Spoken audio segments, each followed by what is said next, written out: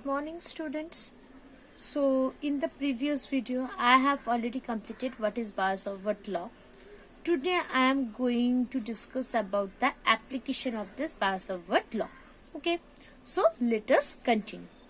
So in general, the first thing you must remember that according to the Boas-Sauvert law, it is basically used to find out the amount of magnetic field which is produced due to the current flowing through a particular conductor, right?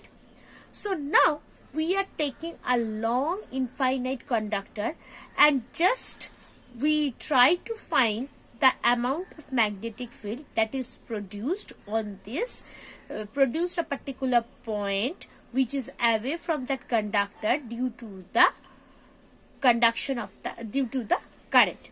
Okay, so if we say that if it is a long conductor and through this I is the amount of current that is flowing through this conductor AB, right? Now OP, where OP, the distance of this OP is R, and P is the particular point where we want to find out the magnetic field. Okay, so this is basically the point P, and this OP is the perpendicular distance from this AB. Now these two end point is making an angle with respect to this P.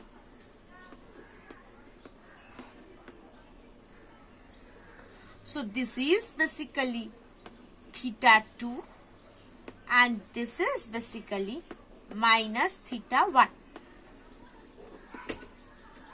Okay. So in the direction of the current, if the angle theta 2 is taken, that's why it is taken as positive, and if it is in the opposite direction of this current, then it is taken as the negative. That's why minus theta 1.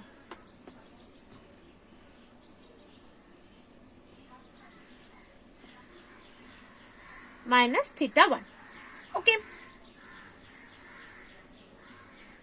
Now the thing is that the conducting wire and its adjacent region is basically this, and now just this particular part is being magnified here.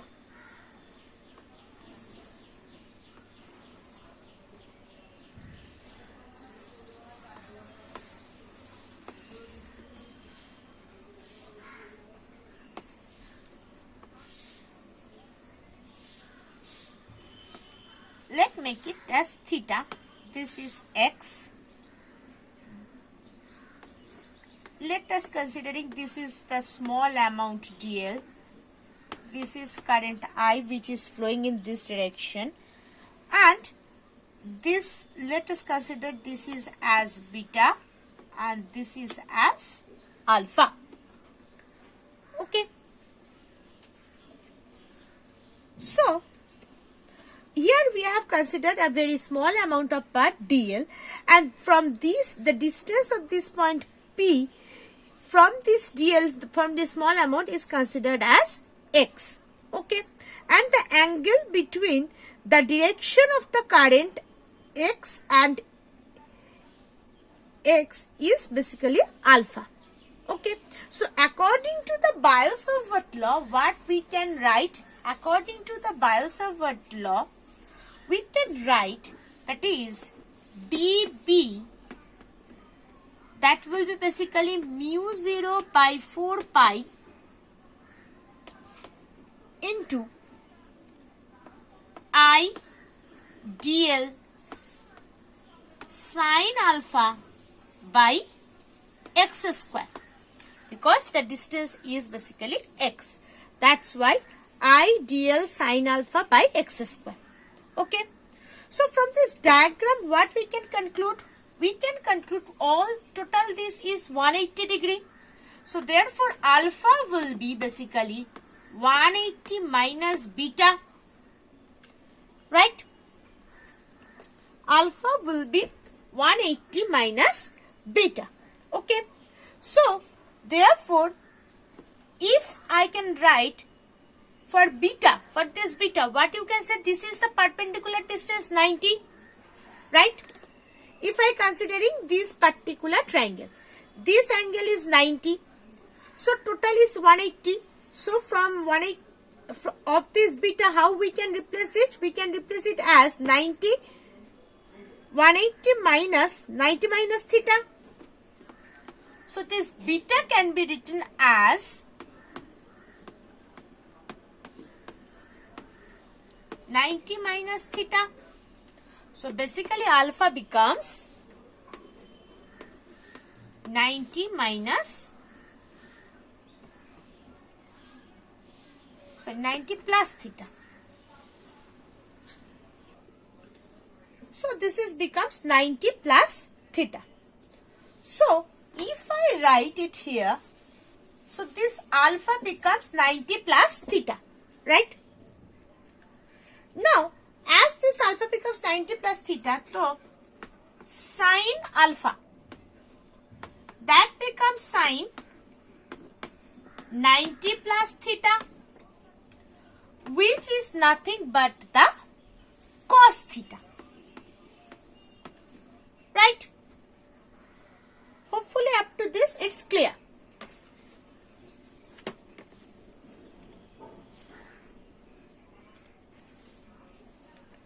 Okay. Now, if I consider this, what will be this?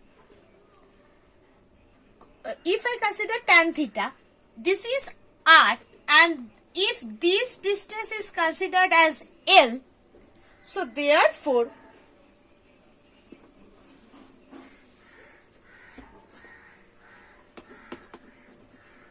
tan theta is going to be your height by base, that will be L by R. So therefore L becomes R of tan theta. Hopefully it's clear.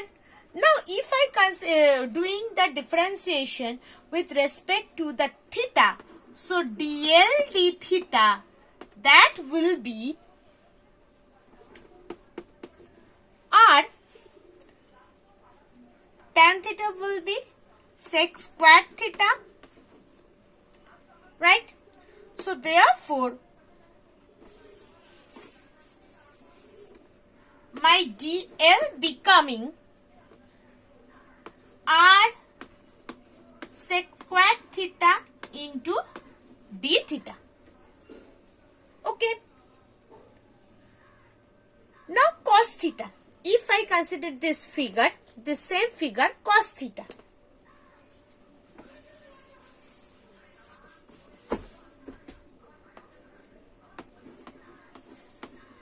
Cos theta. What will be the cos theta? Cos theta is going to be basically base by hypotenuse, that is r by x. So this is the value of cos theta. And if I write x square, that will be basically r square. Look,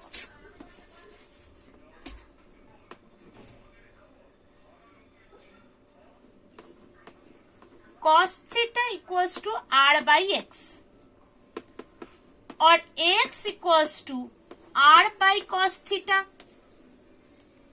So therefore x equal to r sec theta. If I square both sides,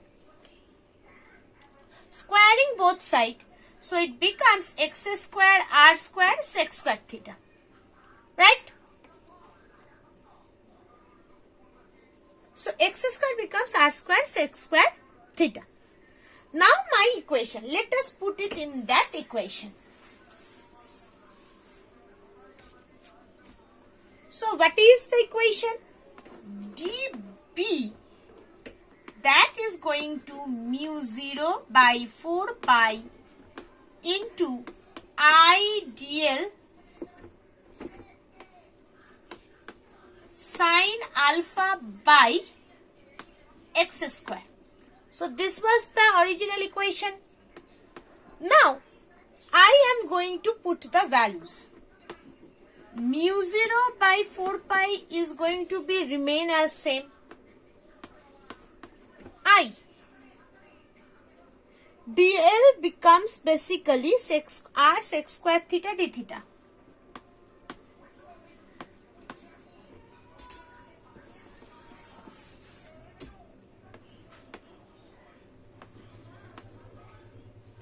What was sine alpha? Sine alpha can be replaced as cos theta.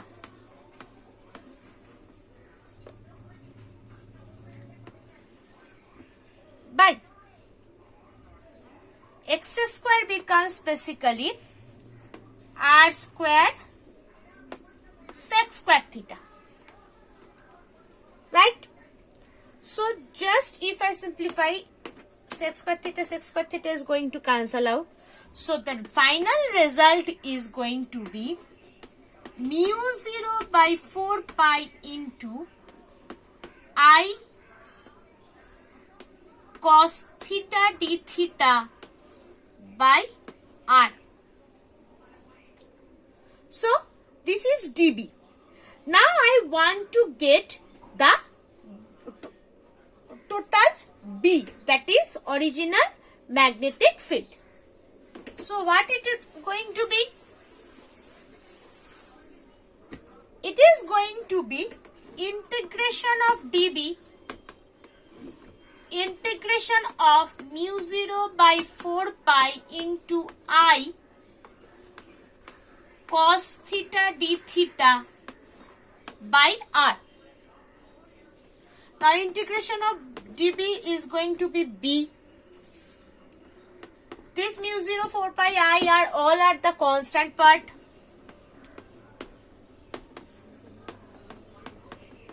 I by r integration of cos theta d theta. So this cos theta will, if I taking the range minus theta 1 to plus theta 2, so therefore this integration of this cos theta is nothing but the sin theta, and if I put the limits, so the result becomes sin theta 1 plus sin theta 2. So this is going to be the total result for the long infinite wear and the amount of magnetic field. So if I consider the special cases, so for the special cases, if there is the infinite long wear, so this theta 1 and theta 2 becomes 90 degree. In both cases, it becomes basically the 90 degree. So as it becomes 90 degree, so the value will be sin 90 is 1. So for long wear, the magnetic field becomes 2I by r.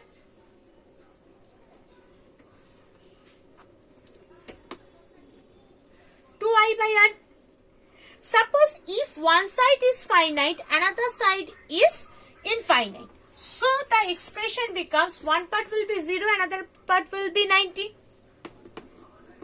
So B will be mu 0 by 4 pi into I by r.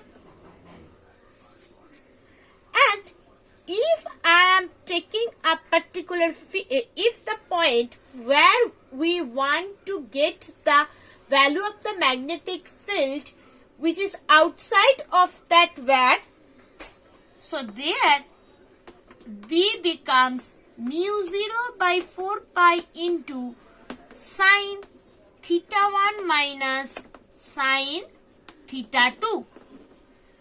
So this is the particular magnetic field for the long conducting wire.